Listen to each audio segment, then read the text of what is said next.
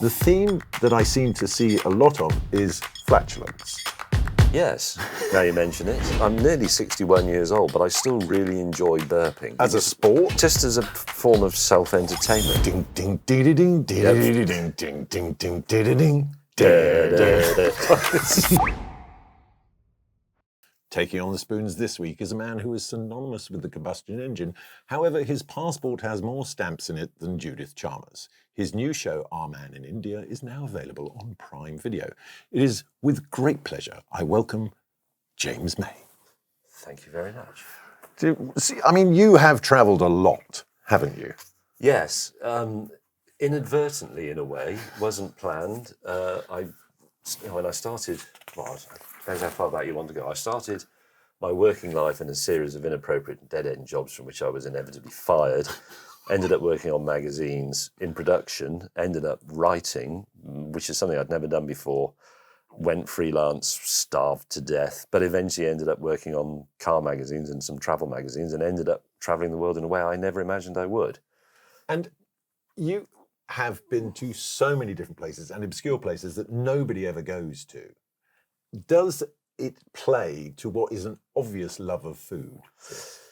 Well, yes, when we're doing things like the Grand Tour and previously Top Gear, we don't necessarily get time to really indulge the local cuisine. Well, and certain members of the team get very upset if they're not fed.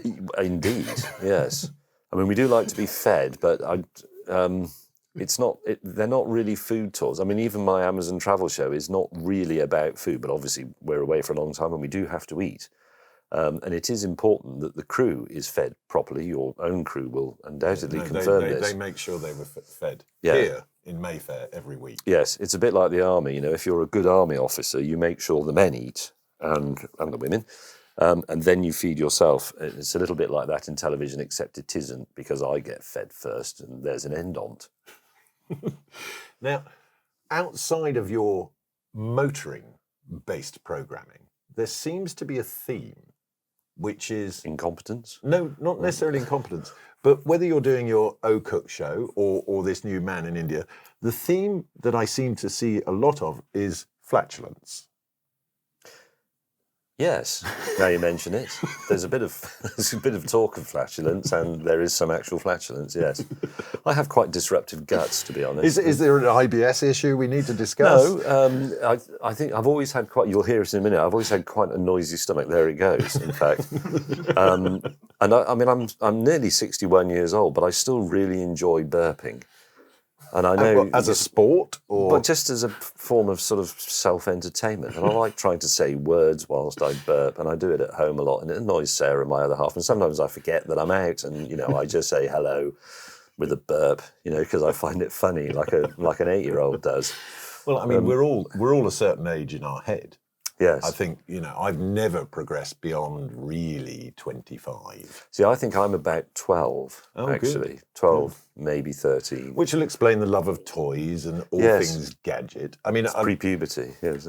In the O-Cook, you do have an extraordinary range of gadgets, kitchen gadgets. Yes, some of them quite old, and many of them acquired. You're thinking of my mouli grater. I do like your Parmesan grater, to which I'm very, very attached. Now, that was given to me by my mother when I went away to university, which was 1982, and she would have had it for a while. It's probably it could be from the 60s. But I like the fact that most people, if that broke after 20 years of use, would go, oh, that's broken, sorry. You repair them. Oh, yes. I've had that apart. It's only got 4 parts. It's got little pins that hold the pivoting arm on, and there's another little pin that holds the sort of cradle for the cheese on, and I've had to replace one of them and straighten the whole thing out. And I've even managed to reform the what would you call them? The bits on the drum that actually cut the cheese, the flutes, the blades. Yes, I've very carefully with a little punch tapped them back into shape over a piece of wood. Goodness. You could, I mean, if it all ends tomorrow, you could get a job on the repair shop, couldn't you? No. All right. No, they're the enemy. Okay, right. We won't dwell on that. No, please don't. So, what brought you? You obviously have a love of all things food. I like eating. I'm conflicted about food. Sometimes I really like cooking, but I accept that I only do it at a sort of hobby level and when I feel like it. Other times I think, why on earth does anybody ever bother to cook? It's a bit like making your own television or building your own house. You wouldn't do that. Why not go and see a professional and just go to a restaurant? I live in West London. The place is rammed with places to eat. You don't have to cook. You don't have to wash up. You don't have to do anything apart from put it in your face.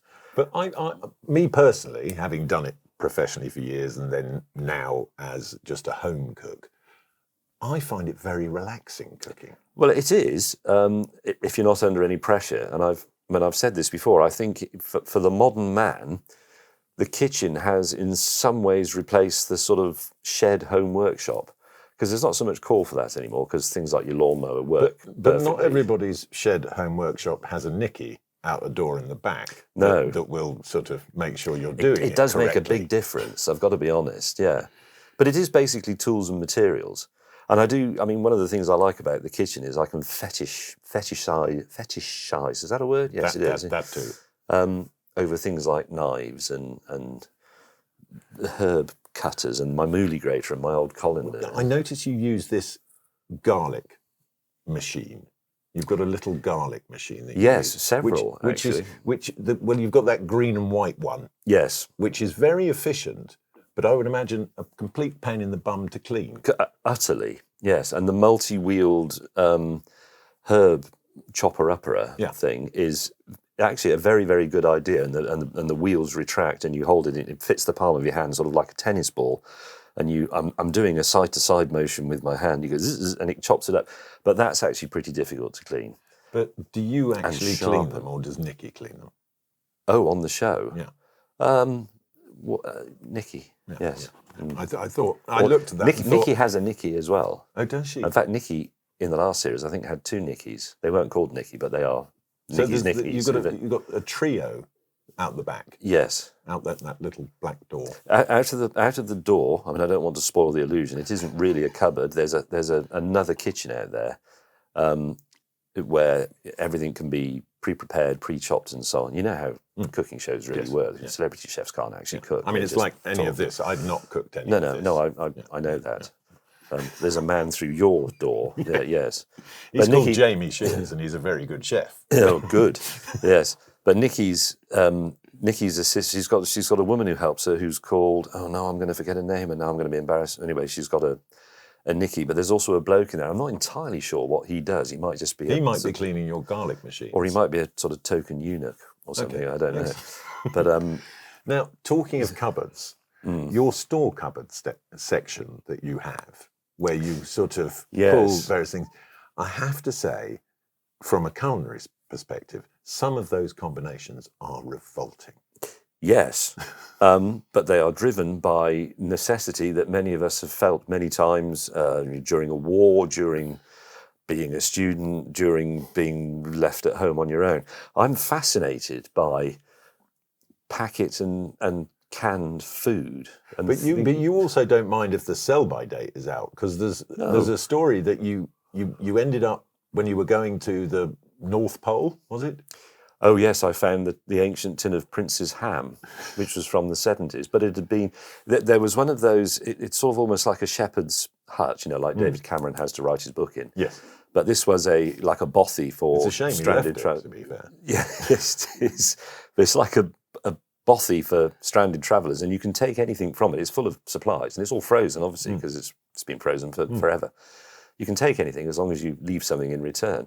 So we went and had a look at it. We had our own food with us, obviously, but we had a look, and I saw this tin of Prince's ham, and it had this date from I think 1978 or something on it. So I left a tin of, I think it was Spam, and took the Prince's ham, and we fried it over a little fire, and it was absolutely fine. And because I mean, it's not a area you want to be caught short. No, I mean, I wouldn't do that if it had been an egg. Well, I mean, I was talking to someone else, Helen Skelton, in fact, who has gone to the North Pole. Anything that you evacuate, you've got to take with you. Or did you not stick to those rules? Well, you do. You don't if you are effectively on frozen bits of the sea that are going to melt, which we were a lot of the time. Other times, yes, it's a bit like being a special forces soldier hiding behind a wall somewhere, and you can't leave anything, and that includes exactly what you're talking about. Yeah. Now, talking of your love of tins, Yes. when you answered your questionnaire before coming on the show, this was your guilty pleasure. Yes.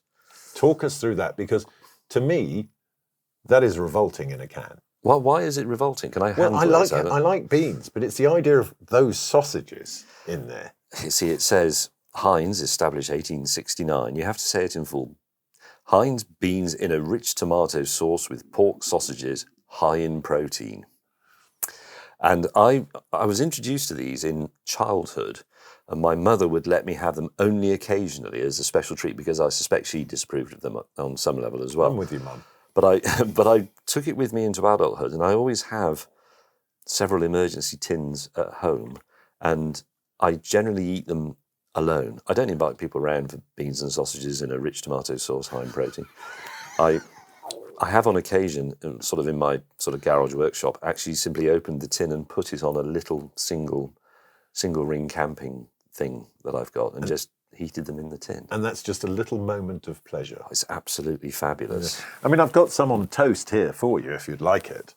But really? Are they hot? Well, they're hot-ish. They've been down there for a minute, but I mean, they've been recently cooked. So this is actually putting these on toast is Here's your fabulous. napkin, sir. Let me Thank you. There we I'll go. do this Excuse properly. Me, would you allow me? Yes, thank you. So I'm going to, for the benefit of those listening in black and white, I'm going to cut a bit of one of the sausages. I noticed the full complement of sausages isn't here, which means the chef's had a couple of them. He's stolen your sausages. And I'm going to put a bit of beans and cut the corner off the toast.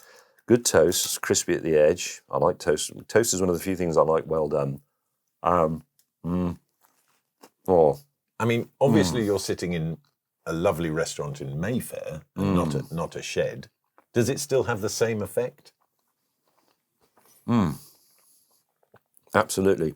It's, I have a bit more of the sausage thing.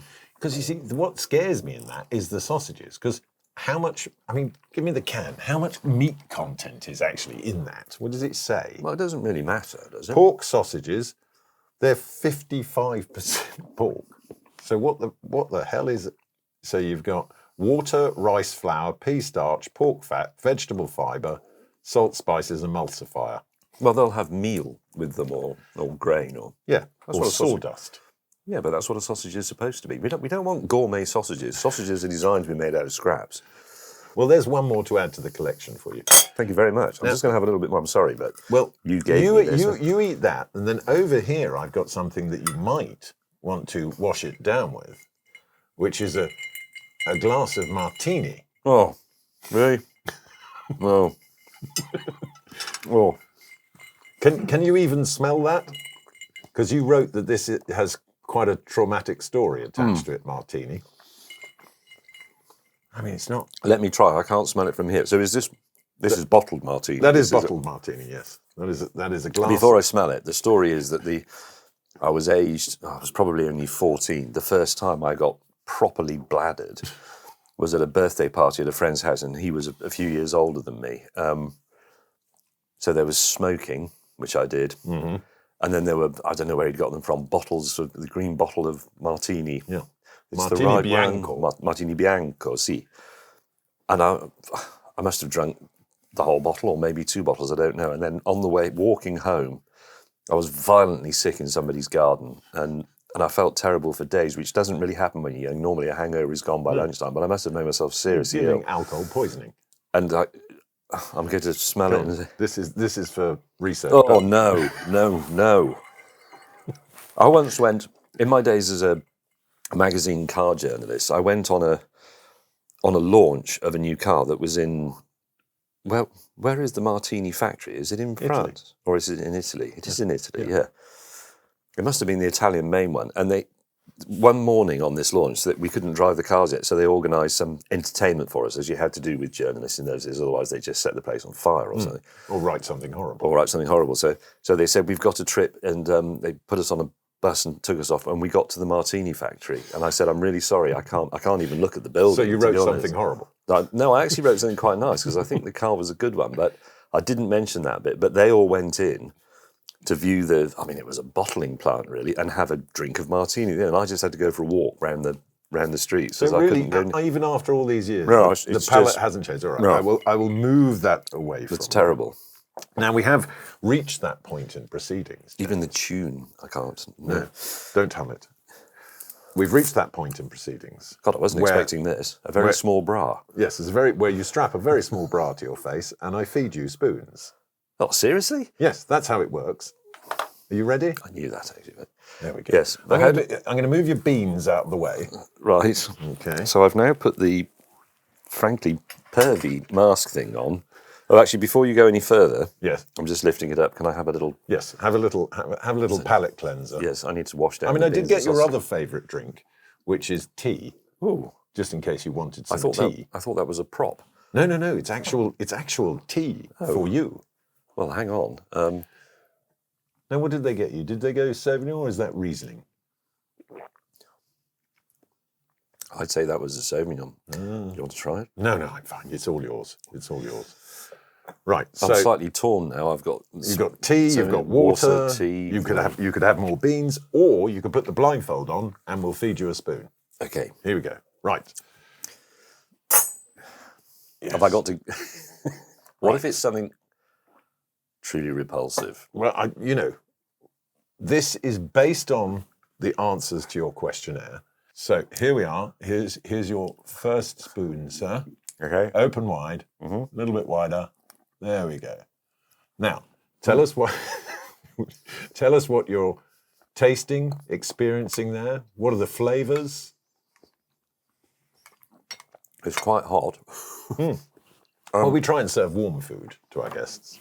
Well, it tastes like a shepherd's pie. Take the blindfold off, sir.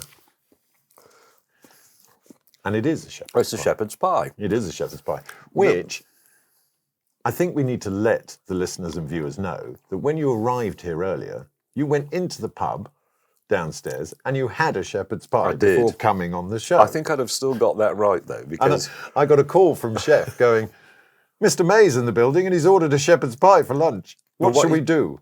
He should have said it was off or it took too long. Well, look, that is in fact my shepherd's pie that I cooked for you, and you had Jamie's one.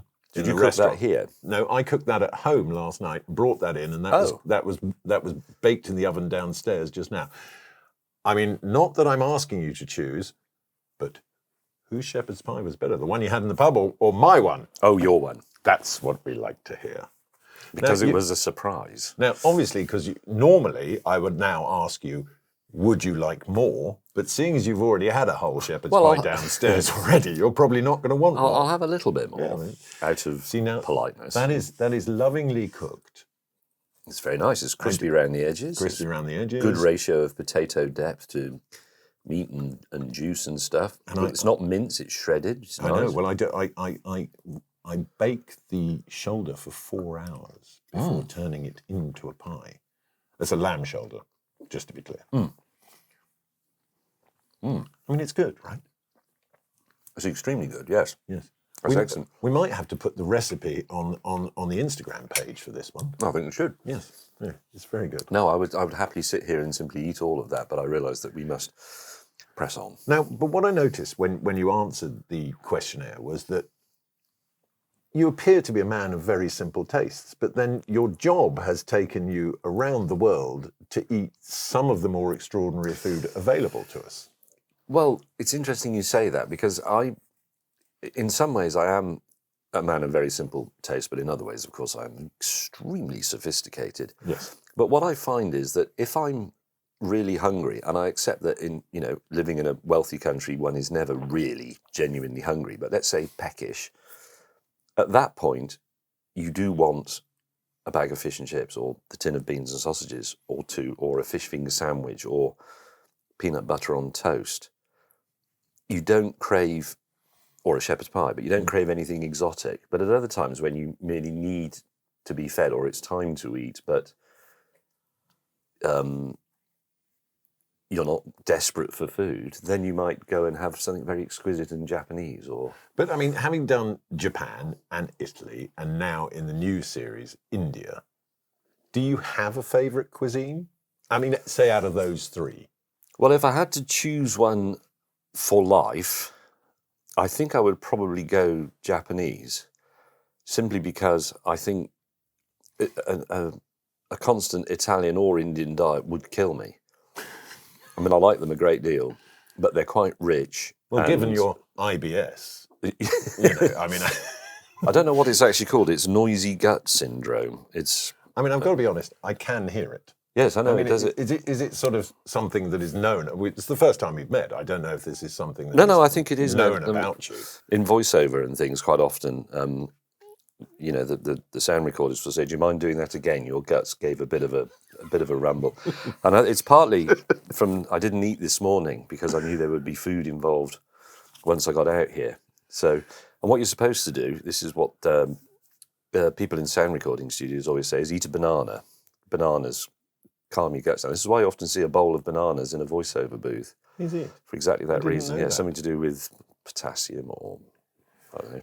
So you've been to all these countries, the most recent one, India, and you've now got your own pub. Does your pub serve food? Or Yes. is it just a pub? No, it's mainly a restaurant, to be honest. Yes. And do you have any influence on the menu? No. I've eaten this while I was away, and I'd like to see it on the menu Well, here. very briefly, when I first bought it, I only half own it with another bloke. They did things from my first cooking show as specials, like my fish pie, for example, was on a sort of paper board saying, "Today's special, James, is fish pie." But not the Betty spaghetti Oh, God, on no. toast No, with no, pesto. No, our chef, Johnny Sutcliffe, he's not, I wouldn't say he was temperamental, but he's quite particular. I used to be a chef, but I'm fine now. Yes, well, they are. I mean, they have been they're a strange elevated to a sort of a pedestal where we can't really question them anymore. Well, I mean, if you spend all your time in a hot tiled room wearing weird clothes, it's going to have effect on your mental stability, isn't it? Mm. I mean, that's why I gave it up. I think that so going back to what you were asking me earlier on about, enthusiasm for cooking and things, Johnny at the pub is totally obsessed with not so much food as cooking food, and it's all he thinks about, and it's all he talks about, and it's all he wants to do. It is a genuine calling, like being a priest or an artist or something. No, I think it is it's a very vocational career choice, because you do spend all your time doing it. Most of your waking hours are in a kitchen, and if you love it, you just naturally work hard. It's like, given the choice, would you spend most of your life in your shed, just looking at things and taking them apart? I do spend quite a lot of my life in the shed, but no, I do. I think one of my failings as a human being is that I have quite a few interests and quite a few hobbies that I dabble in, and I don't do any one of them seriously enough, and I'm not good enough at any of them. So I can make things on a lathe, and I can do woodwork, and I can play the piano, and I can cook a bit, and there's lots of other things. I mean, I can do you're doing yourself down. You could fall under the banner of Renaissance man. There. That's very generous, and yes, you could claim to be a polymath of some sort, but I think I'm just a dabbler, and it's a slightly despicable Jack quality. of all. Yeah, master of none. Yes. Well, going back to your questionnaire. Thank you for the pie, by the way. That's very good. We'll put the rest over here. It's still warm, so if you get peckish, despite the fact that you've eaten one already, you can have some more of that in a minute. Okay, there may be people sitting just over there that might. No, don't let them anywhere near it. Okay. Particularly him over there. He won't have it if it's got nuts in it. Has that got nuts in it? No, it hasn't. But does the next spoon. It's time for the blindfold to be put back on. Okay. Is it secure? It is secure. Excellent. Right. Is this something hot or cold? It's hopefully still warm, this one. And so we're going to get you a little spoonful of this. There we go. Little spoonful of that. And a little of this. Okay, so here is your next spoon, sir. Okay. Open wide. Uh-huh. And there we go. Tell me what you're getting. Any flavours? Any textures? Anything standing out? Is it enjoyable? It's enjoyable. It's got a bit too much cinnamon in it. It's an apple crumble of some sort. Take the blindfold off. So yes, Yeah. you did say that you felt cinnamon was unnecessary. I think it has to be used very, very... Is that custard? Yeah, that's cinnamon custard. Right. Cinnamon custard with a cinnamon spiced apple crumble. That was quite cinnamon-y.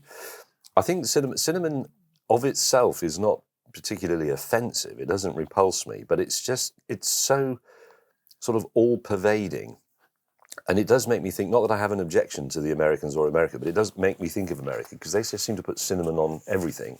It's like a universal embrocation as far as the Yanks are concerned. You can put a strawberry on the top and you can put some cinnamon in it and it will be okay. But I mean, I love things like, you know, those Nordic cinnamon rolls. If it's supposed to have cinnamon in it, yes. Can you bear it? Actually, yes. Occasionally, yes, some sort of fruity bun thing with some cinnamon in it. And if you were having a... And curries have cinnamon in them as well, sometimes. What do? Curries. Some Curries, yes, have no, they cinnamon, should. yeah. They should. Some of the spices. Would you choose that? Now, would you have another spoonful of that? Or is it too cinnamony for you? I think I could have one more small spoonful, but I think the whole thing I would be overcome with cinnamon. So what you're saying is we haven't changed your mind on cinnamon? No, I think cinnamon is to be kept very much at arm's length, but not banned altogether, but, you know, well, I'm treated a little bit like a loaded disappointed. shotgun. I'm disappointed that I haven't managed to change your opinion. Now, custard, interestingly, since you brought some out, is one of those things, a little bit like sausages, that I feel should not be intellectualized. Creme anglaise, cinnamon custard, slightly poncy custards that you get in some restaurants, which are described as made with fresh this, that, and the other, are not as nice as bird's custard. Well, recently we had in that chair Michel Roux Jr., who loves bird's custard. Because it's fabulous. It is fabulous. Yes, and a true connoisseur would recognise this. But I mean, I made that custard myself from scratch. And then just to annoy you, I put cinnamon in it. Yeah. No, I can see, and you've put quite a lot of cinnamon in it. Yes, well, I mean, you know, I didn't want it to go unnoticed. No. And I thought about maybe putting a bit of balance in, and I thought, no, he said he hates cinnamon, so I'm going to give him cinnamon. Thank you. It worked. It worked. I got it. Yes. And we haven't changed your mind about cinnamon. No, you haven't changed my mind. When we go for a long pause between making the Grand Tour specials, we always have a slight moment of nervousness on the first day in case we can't do it anymore. Well, I think also there's that other thing of when you reach a certain age, your brain becomes very efficient.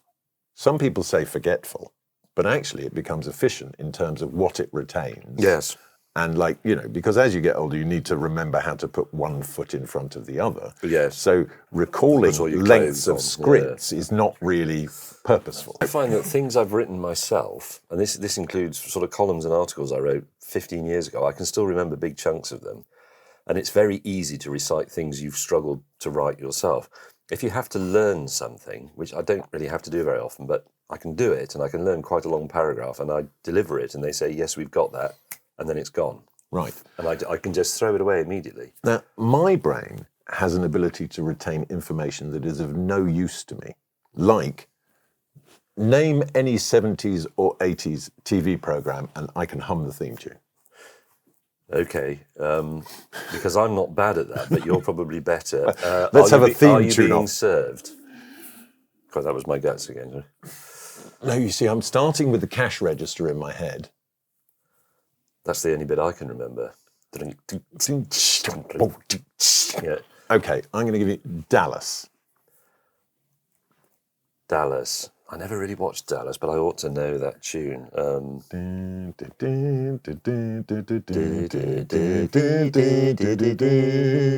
Okay.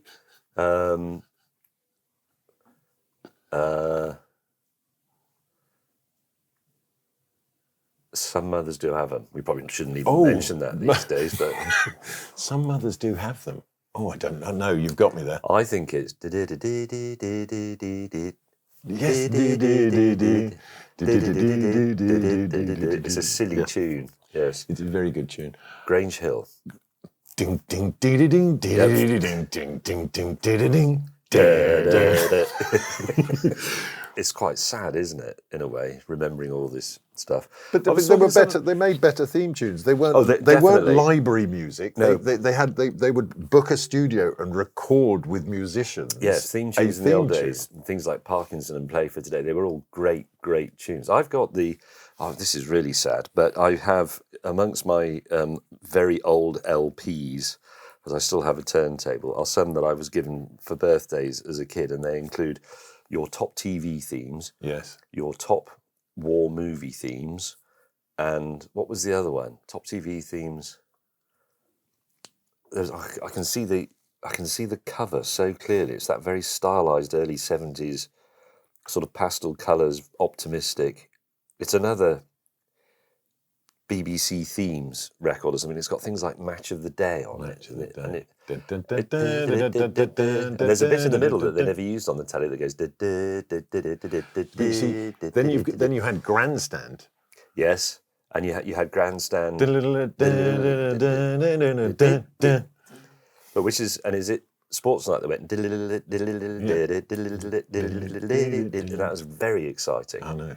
I mean, because a lot of the sport on it wasn't, because it was Crown Green Bowls. Yeah, it's got a bit of slightly rubbishy motocross. But I mean, that record is probably worn out because I used to listen to it over and over and over again because the tunes were great, and I was a kid. I have the first Now That's What I Call Music. Yes, which didn't even have a number. No, it didn't have a number. It was just Now That's What I Call Music. Yes, I remember. I didn't have that, but my mate Gordon did, and it was on vinyl. Yes, and I mean the big song on that was Culture Club Karma Chameleon. Yeah, and what and I think edition are we up Boy to George's face was in the N. You could be right. Yeah.